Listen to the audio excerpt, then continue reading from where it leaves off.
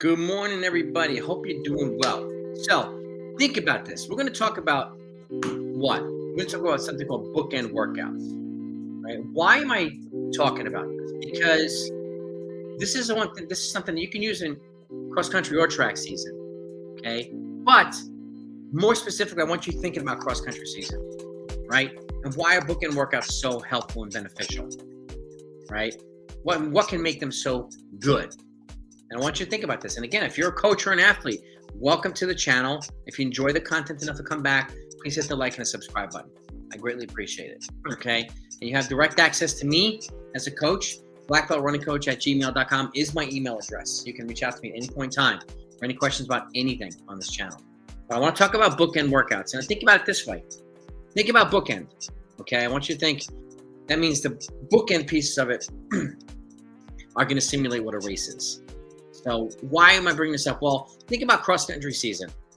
During cross-country season, what happens, right? We go out hard, and eventually we go from this, we try to narrow into this path, right?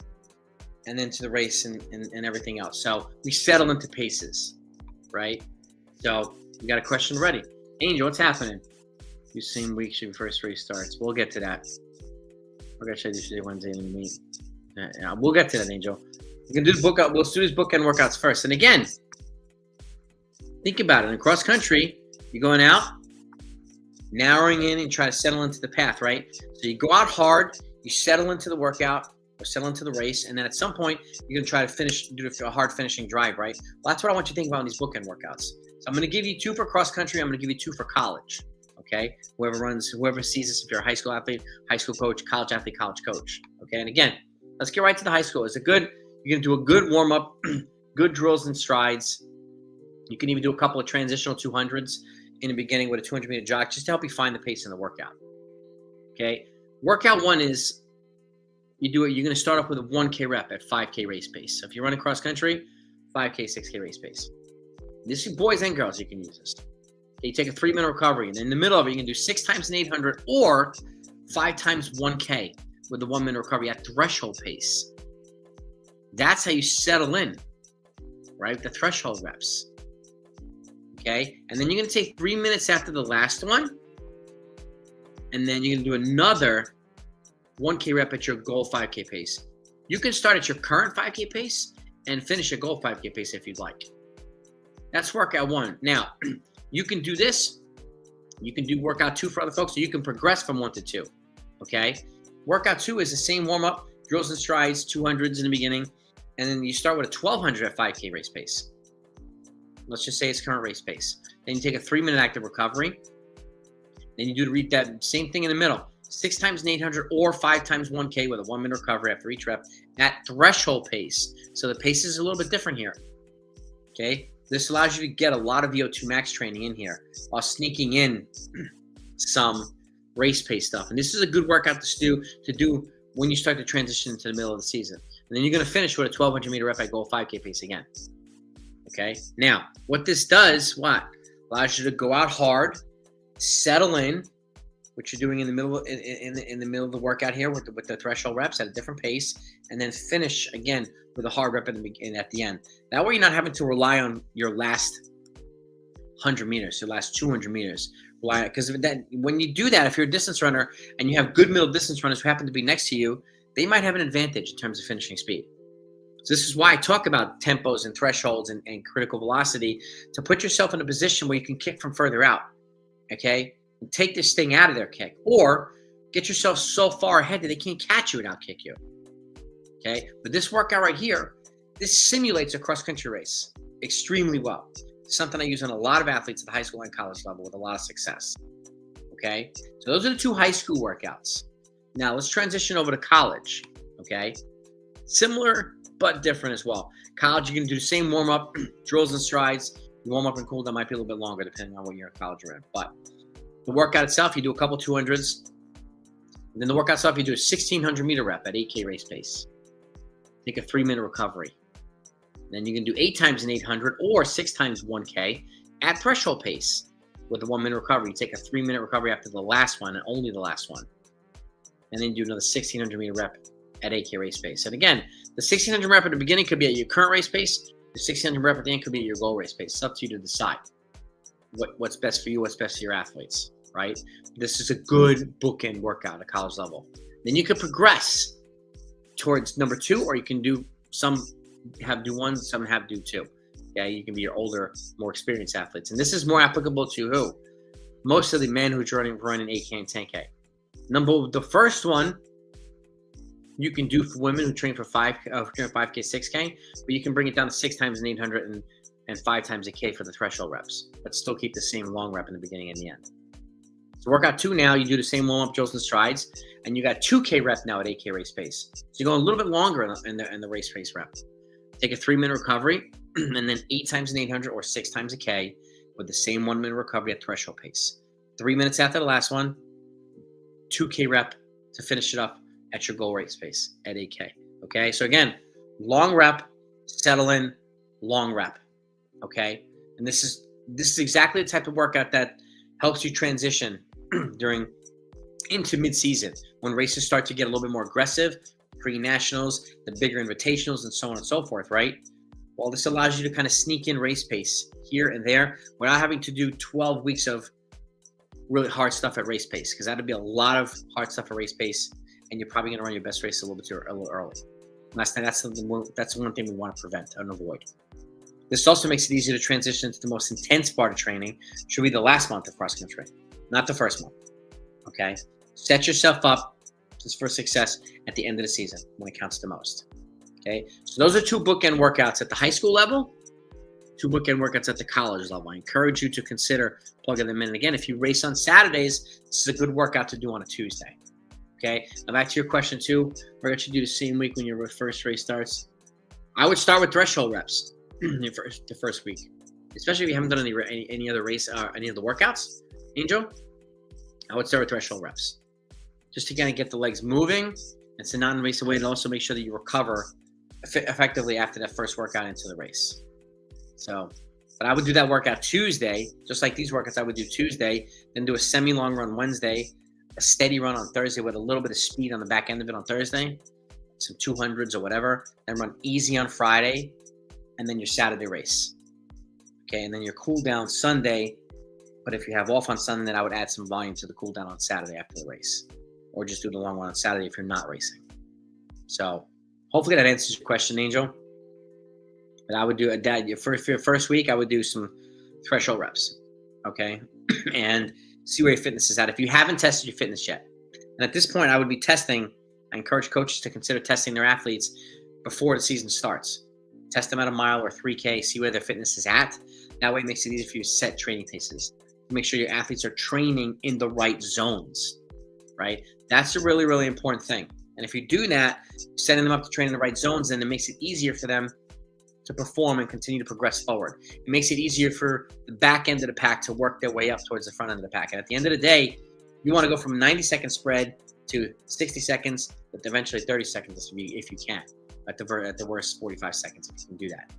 And making sure that your athletes on the back end of the pack are training at the right paces sets them up to continually progress forward. Okay, you can give everybody the same workout. Just make sure that the appropriate pace ranges are prescribed for everybody. That way everybody's progressing forward. That way everybody's getting the same amount of recovery that they need to get. Okay, because if you do a workout and you give everybody a 2-minute recovery, but this group here finishes a minute faster than the last group, then the rest is going to be all over the place. Okay, that's why it's important to have people train at the right pace ranges. That way everybody's rest is accurate. Okay, so if anybody has any questions about this, I'm bringing them right now. Put them in the comments. Hello to everybody that's in here. If it's your first time, again, welcome. Just make sure you subscribe to the channel. I'm going to do mid-season workouts next. A couple of really, really good ones that complement these bookend workouts. Okay, this is a good early to mid-season workout, these bookends. And again, like I said, if you haven't heard, these are good for cross-country and track, but they're very effective for cross-country because it simulates what a race is going to look like. Going out hard, and what happens, you settle into the narrow pack, right? And then you kind of figure out, you navigate the course. Do these workouts, Angel. Early bookend workouts, like I said, you've transitioned from early to late to mid-season. Like late September, early October. These are good workouts. Threshold stuff. And I recently did one on this channel. Check out my live. You go to the live section here. I did a 3-week cycle of workouts to help you ease into cross country that you could do every Tuesday for the first 3 weeks. You could transition from those into these. Okay, your season starts August 16th and ends October 20th. August 8th, what's in 2 weeks? So I would check out those.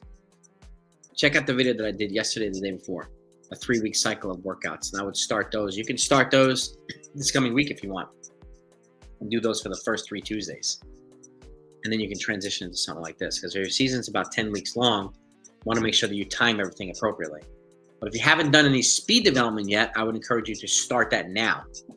So even if it's 5 times a 50 on an uphill sprint after run Tuesday, 5 times 100 on the flats after run on Friday, and then each week you add 50 meters to it, then it becomes 5 times 100 uphill and 5 times 150 on the flats. Always after a run. Okay, that's not a workout itself. That's just something to do after a run. You transition from speed development into this type of stuff. It makes it easier for these paces to be caught up in the legs, if that makes sense too. So that's a good way to timeline this stuff from summer-based training into cross-country, and a good way to go from early cross-country into mid-cross-country. And I'll do some late season stuff later on as well. We'll time it accordingly during the cross-country season. So if you have any questions or need any advice or need any help, I'm here to help you. Building a tempo run, should you finish? If you haven't started building a tempo run, I would start doing that now. I've got videos on this channel on how to build a tempo run from scratch. So I would start doing that now. I would do that. Let's just say you do speed development, uphill sprints on Tuesday, and you come back on Friday and start building a tempo run. And you add a little bit of flat speed afterward. But if you haven't done that yet and you start racing August 16th, I would start doing it now. That's some basic VO2 max conditioning and development. Take a look at the videos, Angel. I've got them on this channel. How to build a tempo from scratch to 20 to 25 minutes, and how to do it effectively to set you up so that you're training at the right training pace. And if you haven't tested your fitness yet at a mile, or if your coach hasn't tested you at a mile on a track, I encourage them to do that. That way you know exactly the paces you want to be looking for in the tempo runs. That's going to set you up based on your current fitness, okay? Because you want to essentially progress ideally from current fitness to goal fitness throughout the cross-country season, right? So, and that applies to everybody. So does that make sense? Does that answer your question, Angel? These are good questions, by the way. This is why I invite people to ask questions during live streams so that I can answer your questions and hopefully make them applicable to you. People always ask good questions on these live streams. I encourage more folks to get involved in these. And if you have any other teammates or friends or coaches that you think might find what we're doing here helpful, bring them along. Have them join the discussion. Have them ask their questions. I'd be more than happy to answer them. And I want you to have the ability to get your questions answered live time, because 1 turns to like 3 or 4. And I always say this, which is good. So you have an understanding, but you want to continue learning it, right? So these are good questions, Angel. So well done. Hopefully that answers your questions. Yeah, I would start, Angel. I would start now. Start building the tempo. What year of school are you in, Angel? What year of school are you in? If you're still here. Because that also matters.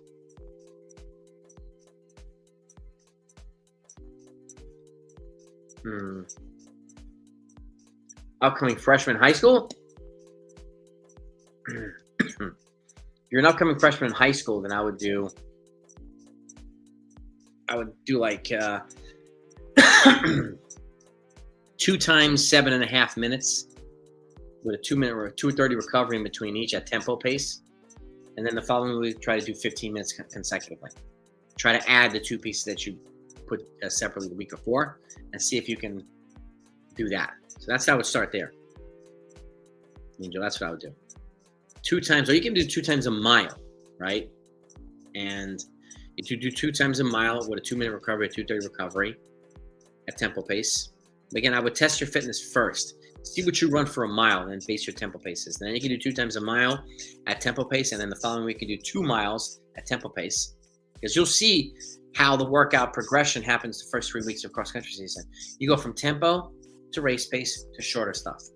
over a 3-week period, and each week is a gradual progression from the week prior. So doing this tempo now will help set you up extremely well for that. So it's just building blocks, right? It's no magic workout. It's an accumulation, sum of the things that you've done the week before, and you're building in a compounding way over time. Gradually building your fitness, gradually putting the pieces of the puzzle together, right? So hopefully that helps you, Angel. And as an incoming freshman too, I would take off every Sunday. That's what I would do. And I would do a workout Tuesday. I would not do a workout Monday. But that's just me. That's what I do my freshmen that I coached. Right. So any other questions, gang, before we wrap this up?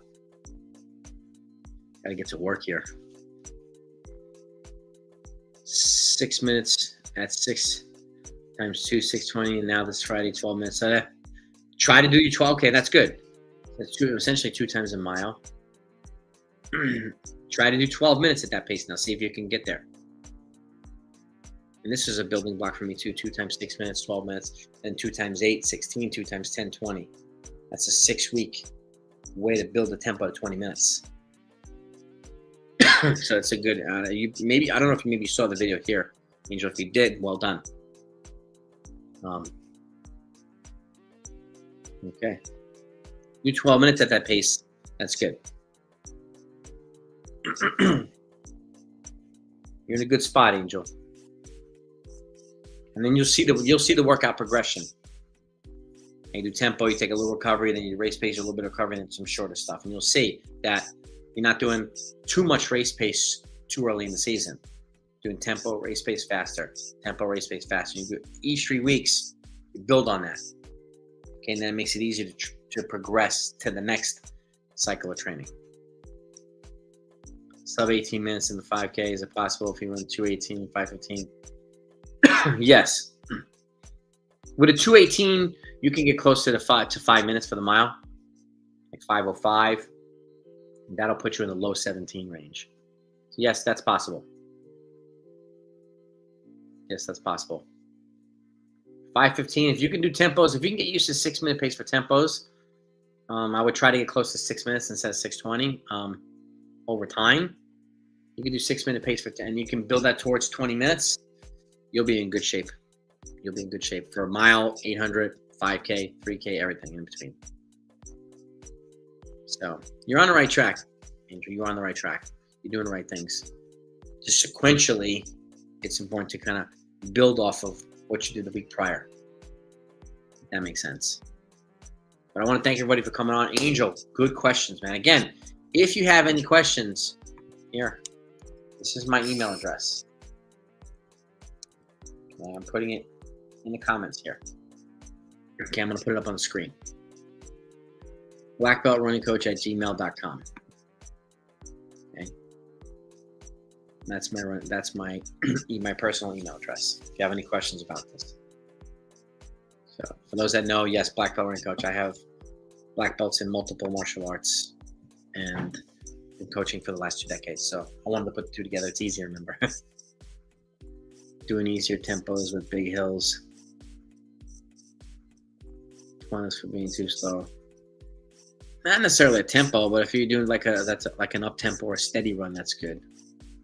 But going in incoming freshman, I wouldn't go any more than 30 miles per week, which is essentially 5 miles per day average, and I would take off every Sunday as a freshman. You can build some nice fitness off of 30 miles per week as a freshman if you're doing the right things within that 30 miles. If you're doing the right things, but that's not a bad thing, Angel. If you just for big hills, you do some rolling long runs up to like 6 miles as a freshman. You do more rolling hills. You'd be surprised at how strong you'll get and how fit you'll get. So, but thank you, everybody. Angel, again, great job. Have a great day. Great rest of the season. Be back in a couple days. I'm going to be doing my mid-season workout series, and before we go live on Sunday. Sunday is going to be a fully detailed high school training plan for cross country from week 1 all the way to week 12 and everything in between. So take off Sunday, you're doing 35 currently, I'm putting in 40. I wouldn't go any more than 36, which is 6 miles per day. And I would go, I mean, honestly, I would go 30 to 35, 30 to 36. 40 might not need to right now. Not yet. Get used to doing the things within the volume before you increase the volume. So that's where you want to kind of maneuver and improve. Get stronger at a lot of the basics before you increase volume. Because the last thing you want to do is increase volume and intensity at the same time. Physiologically speaking, it's counterproductive to training. But you're on the right track. If you take over every Sunday, that's good. So keep up the good work, Angel. Have a great day. Have a great season, everybody. Talk to you next time.